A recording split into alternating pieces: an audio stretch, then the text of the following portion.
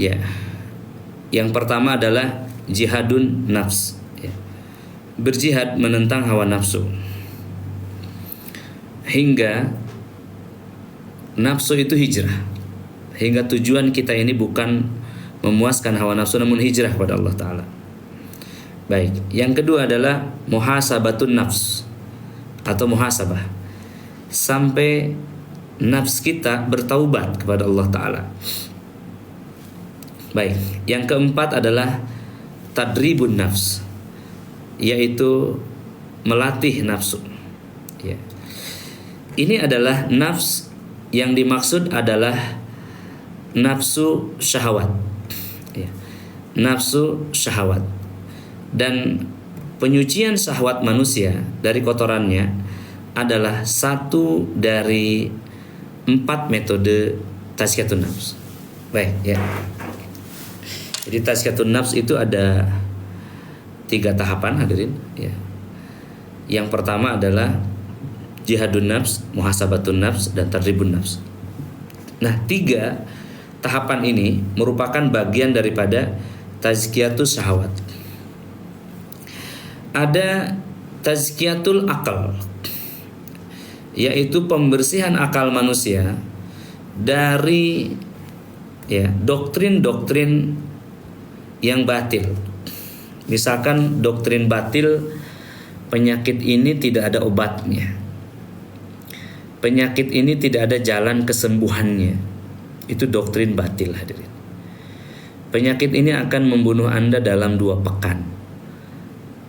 Ya, atau lebih halusnya survival rate, kemampuan bertahan, ya, untuk manusia ini dari penyakit ini 2 bulan misalnya. Itu adalah doktrin batil. Atau doktrin batil lainnya, Anda harus minum obat seumur hidup. Itu doktrin yang batil, ya. Seolah-olah penyakit itu tidak ada obatnya, padahal harus membeli obat dia selama-lamanya, ya. Ya, hadirin, ya. Ini adalah tazkiyatul akal, penyucian akal kita, ya, brainwashing akal kita dari doktrin-doktrin penjahat, dari doktrin-doktrin orang jahat, dari doktrin-doktrin orang yang ingin menghancurkan kita, ya. Ya, padahal setiap penyakit ada obatnya. Likulli da'in dawaun, setiap penyakit ada obatnya. Ya.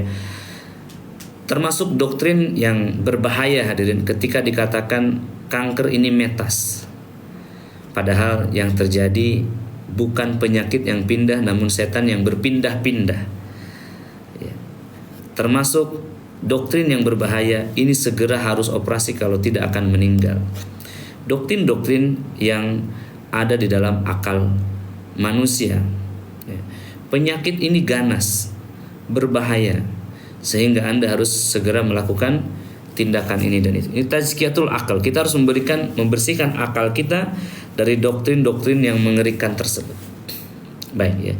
Saya ajak Anda berpikir, kalau Anda mendapatkan vonis, misalkan kanker usus, atau mendapatkan vonis sakit perut, mana yang lebih mengerikan? Sakit perut atau kanker usus? Kalau Anda dapat vonis, ya, tumor otak atau sakit kepala, mana vonis yang lebih mengerikan, membahayakan, membuat Anda gelisah, membuat Anda takut, hadirin? Kalau misalkan Anda mendapatkan vonis, ya, kanker darah dan kurang darah atau penyakit dalam darah, mana yang lebih membahayakan? Hadirin, ini ada tazkiyatul akal, ya, pembersihan akal kita. Tazkiyatul akal bukan bab penyakit saja, ya. Seseorang itu kadang-kadang, ya, akalnya itu meragukan terhadap informasi-informasi dari Al-Quran. Nah, maka ini harus dijelaskan. Kadang-kadang orang tidak menerima penjelasan bahwa Al-Quran itu menyembuhkan kalau tidak ada bukti ilmiahnya. Nah, ini penyakit pada akal. Maka itu bisa diobati, disembuhkan dengan bukti-bukti. Ya. Kemudian tazkiyatul qulub, yaitu penyucian kolbu manusia dari penyakitnya. Apa penyakit di dalam kolbu manusia? Kata ulama hanya dua, subhat dan syahwat. Subhat itu kebodohan, keraguan. Syahwat adalah nafsu. Ya, subhat itu dibagi dua. Subhat karena tidak tahu. Yang kedua, subhat setelah tahu dibuat ragu. Nah, subhat yang kedua B ini adalah perlu diruqyah. Ya. Sementara untuk nafsunya perlu tazkiyah. Hadirin ya. Kemudian tazkiyatul aqidah, ya, penyucian akidah kita daripada hal-hal yang merusaknya. Ya, akidah ya. Itu dari kata aqada yaqidu aqidatan. Artinya adalah tali, ikatan, perjanjian. Ya. Aqada yaqidu aqidatan ya. Itu artinya adalah sumpah. Ya. Sumpah setiap ruh manusia itu adalah satu. La ilaha illallah Muhammadan Rasulullah. Itu sumpah manusia. Tidak ada ilah selain Allah dan Muhammad adalah utusannya. Kadang-kadang orang melakukan kesyirikan, menduakan Allah. Ya. Ini artinya akidahnya mulai melemah. Ya. Akidah Islam, ya, yaitu syahadatain. Hadirin. Maka ini dibersihkan dari kesyirikannya. Barakallahu fik ya. Tadi ada teman-teman, ini program ini live di TikTok dan juga di Zoom. Yang berbayar di Zoom ya. Ini ada slide-nya hadirin. Tazkiyatun nafs itu dibagi menjadi 4 ya, dan yang keempat itu dibagi menjadi 3 lagi. Baik, saya tampilkan buat teman-teman. Penyucian kolbu kita, kemudian tazkiyatul akal, penyucian akal kita, ya, tazkiyatul syahwat. Nah, ini dibagi menjadi 3. Ada jihadun nafs, muhasabatun nafs, ya, ada tadribun nafs. Kemudian yang terakhir adalah tazkiyatul akidah, ya, penyucian akidah kita. Ya. Tazkiyatul qulub dilakukan dengan zikr, dengan zikrullah. Tazkiyatul akal dengan merubah perspektif atau cara berpikirnya sesuai syariat Islam, sesuai apa yang diinginkan Al-Qur'an, ya. Tazkiyatul akidah, penyucian akidah, ya, untuk mengembalikan akidah manusia pada Allah Ta'ala, ya. Dan kemudian tazkiyatun nafs, ini tujuannya adalah menentang hawa nafsu, menyesali hawa nafsu, dan kemudian melatihnya agar sesuai dengan syariat Islam, ya. Nah, hadirin ya, yang berbahagia, ya, itu dia poin utamanya, ya. Maka kemudian tahapan untuk penyucian, ya, syahwat nafsu, ya, itu ada 3. Yang pertama adalah berjihad melawannya.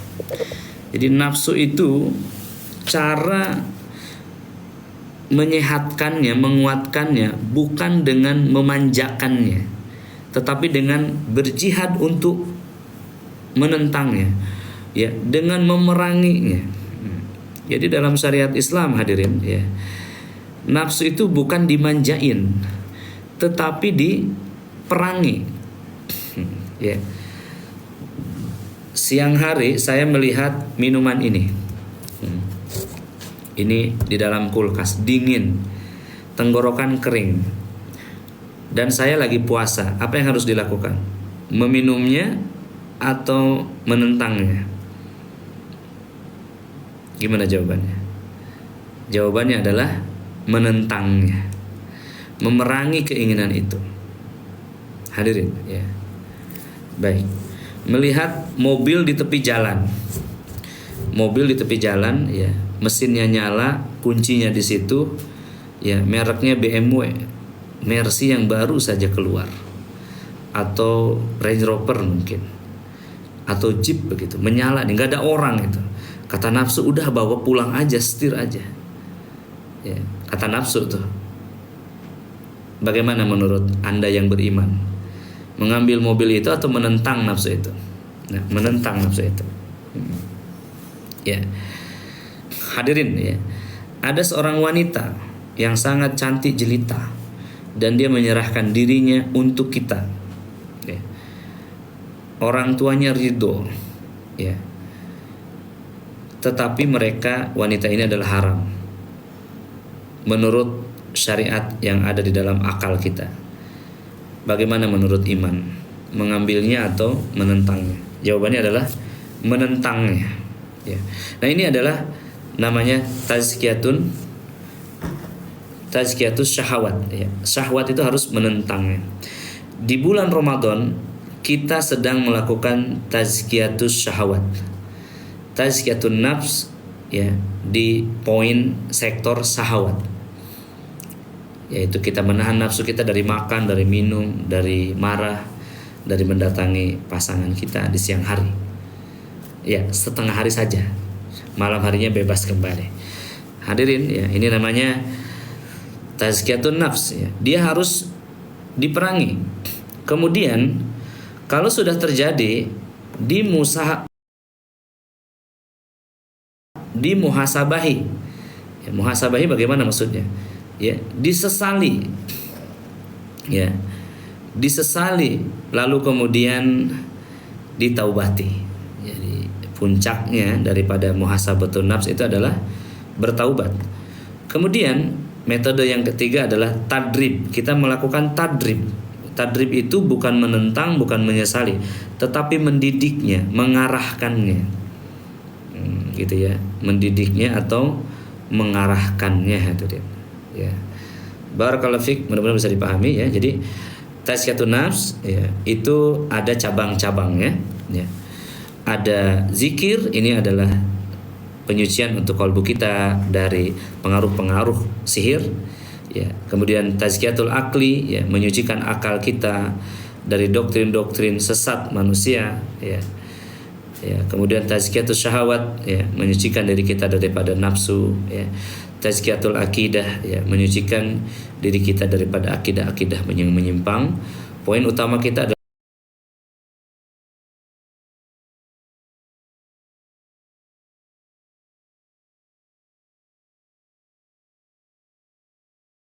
jihadun nafs, muhasabatun nafs, tadribun nafs, ya. Tapi ini agar lebih memahamkan kita saja. Baik, insya Allah bisa dipahami hamba-hamba Allah yang dimuliakan, ya. Yang